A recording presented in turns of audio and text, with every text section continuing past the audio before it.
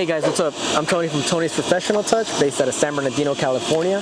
And in today's video, we're going to be talking about a couple of the investments I've done for my business. So let's get right into it. Follow me along. What was the first investment you made for your business? I'd say the first investment I made for my business was those $500 that I saved up before quitting my job. And I used that towards a small extractor, a couple chemicals, and buckets, drying towels, pressure washer. What else did I grab? I grabbed just like pretty much the basics to be able to do mini details and interior shampooing type of details. And that was about it. What was your biggest investment?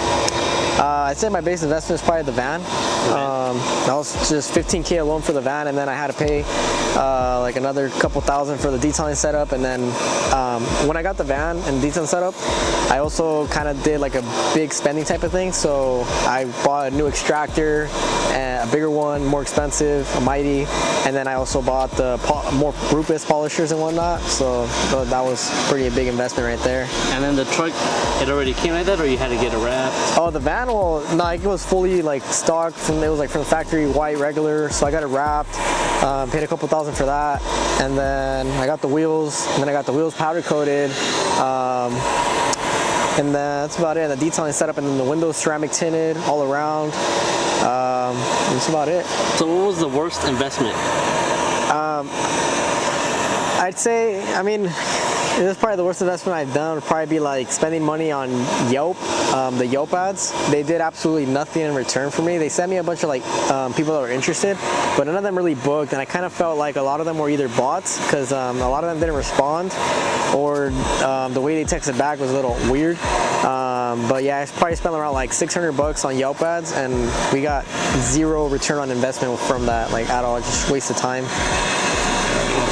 So besides like the van and all your equipment, what were some of the best investments you made? Probably let's see.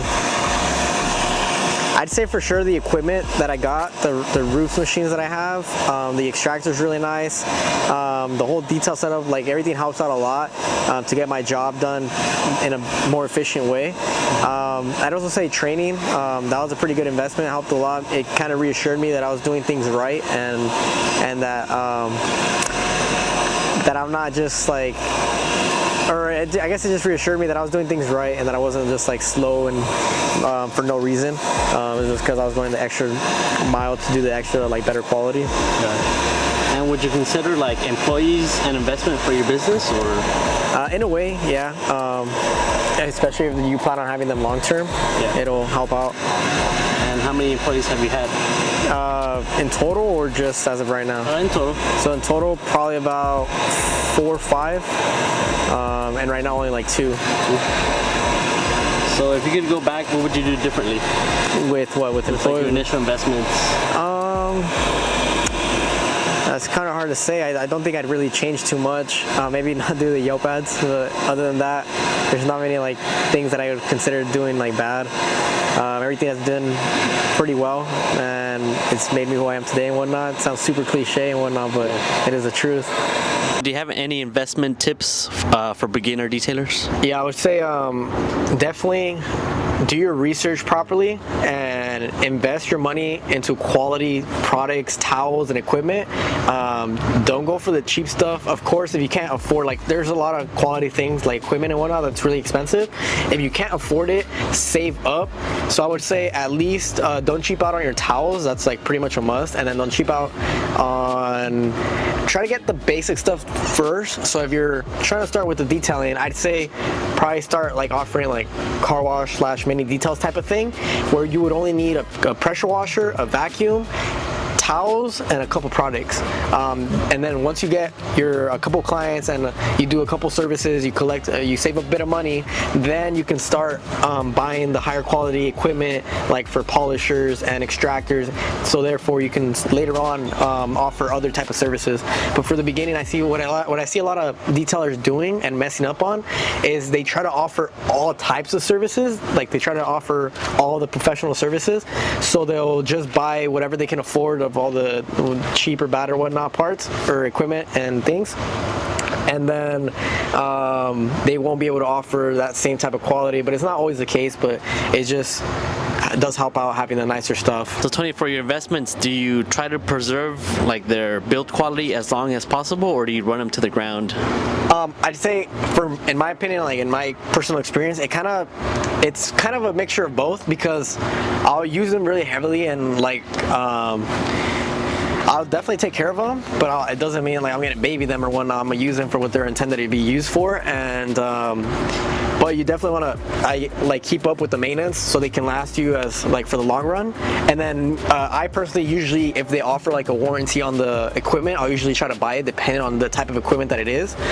And also some of these companies, you can send out the equipment once it breaks down or whatnot. You can send it to get like rebuilt and refreshened up, and so that's something that like I would do if it got messed up to that point. But like for example, our pressure washer, our generator, our pump, those require maintenance, especially if you want them to run smoothly and work properly.